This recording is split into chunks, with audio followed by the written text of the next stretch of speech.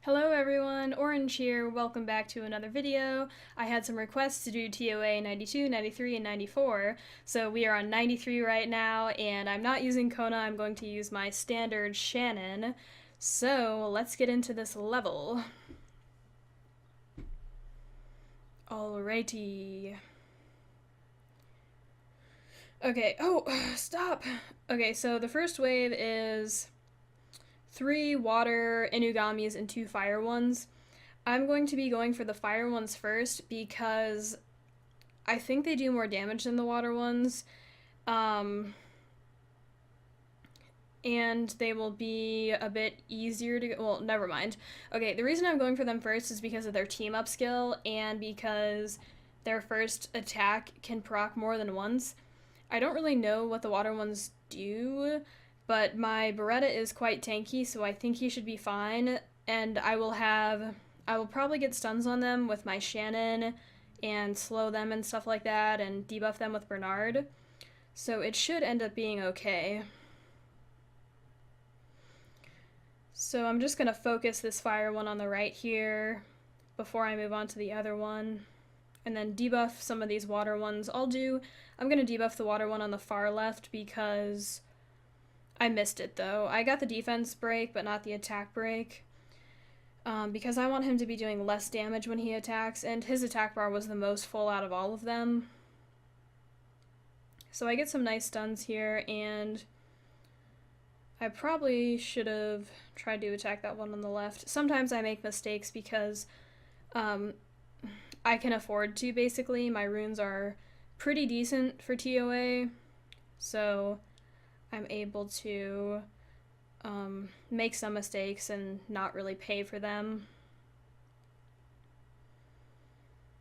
I think I'll start working on the water Inugami on the right because he has quite a few dots. And then, of course, once I get towards the end of this wave, I'm going to conserve my very important and long cooldowns because I want them up for the second wave. So I just have to finish this one off on the left here, and then we will move on. I usually always say this, but if you guys are finding that going for the fire ones is not working for you, then stop doing that and go for the water ones. Both strategies are perfectly viable, it just kind of depends on your monsters and whatever works for you, basically. I'm pretty sure I could have done either strategy and it would have worked. Okay, I'm gonna actually go for the water griffins because I think they do more damage than the Garudas, and I think the Garudas have some supportive skills, whereas the griffins don't. Which means, like, the Garudas will be doing their, like, supportive skills more. So I'm going to be obviously not attacking a water monster with my Beretta because that doesn't really work too well. And I'll be using him to hit one of the Garudas. I should have reset the other one. That's okay though. Also, I usually don't say this, but a lot of monsters would work for this level and many other levels. You don't have to build exactly what I have. You can always try other things, because a lot of things would work. Just get to know the monsters that you're fighting against and formulate a strategy to beat them, because a lot of things would be good against them. The main thing my team brings is a lot of CC and speed to get those dots up and stuff. So a lot of monsters would be helpful for this level. If you want to substitute something or you think something else would work better, definitely try it out.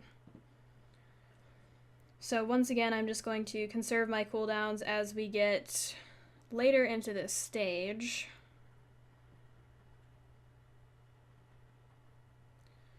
And then I'm gonna throw out my... okay, I don't need to buff there. I just threw out my Beretta's first skill on that Garuda just to try to get a stun because my Beretta's on Despair. Okay, almost to the next wave. Okay, so the final wave, the important thing to know about this wave is Leo. So Leo's the Fire Dragon Knight, or the Wind Dragon Knight, and He has a skill, his third skill is a passive where he basically slows your attack speed down to match his. And the whole thing about my team is my attack speed. So you'll notice that the enemies, their attack bar is full because they're just as fast as me, basically. So we're gonna kill Leo first to get that passive off, so that once he's dead, then we'll go back to our normal speed, and we will be able to get more of our dots up and stuff, and more of everything up. I think I'm gonna debuff one of these dark ones because their attack bar is a little bit fuller than Leo's. And then heal up and buff up, because a couple of them are ready to attack.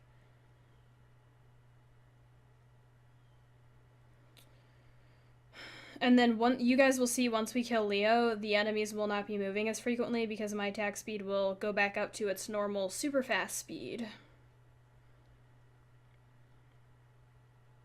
I actually don't know if Bernard's skill affects this. I'm pretty sure it doesn't. So I should probably stop using it. If my Bella dies here, it should be fine because my dots have been doing quite a bit of work to these enemies, as you guys can see. I'm not sure, I'm pretty sure that Leo's gonna die because he was quite low. So it's fine if we lose Bella because my other monsters should be able to survive. So now Leo's dead, and you'll see I'm moving a lot more often compared to the enemies, and my attack speed buff, I believe, will work again. I'm pretty sure it doesn't work, but if you guys know differently, then definitely correct me in the comments, but I don't know why it would if his skill says that he slows you down to his attack speed. Pretty sure that would, you know, be more effectful, or like it would just pretty much cancel out Bernard's speed. So to the last wave, basically just get rid of Leo, that's the main thing here. And get good RNG, get good stuns and stuff. Alright, so that was the end of that level. Once again, many monsters would probably work, but Shannon's very useful because she brings so much utility. Her buff, her decelerate, which is also has a chance to stun because she's on despair and it slows them and stuff. But once again, that's not going to work against this level because Leo's just going to bring you back down to his attack speed, or it's going to match you to his, basically. So that's it for this level. Hope you guys enjoyed the video. I will have all my runes in the description, and that's it. Catch you guys later.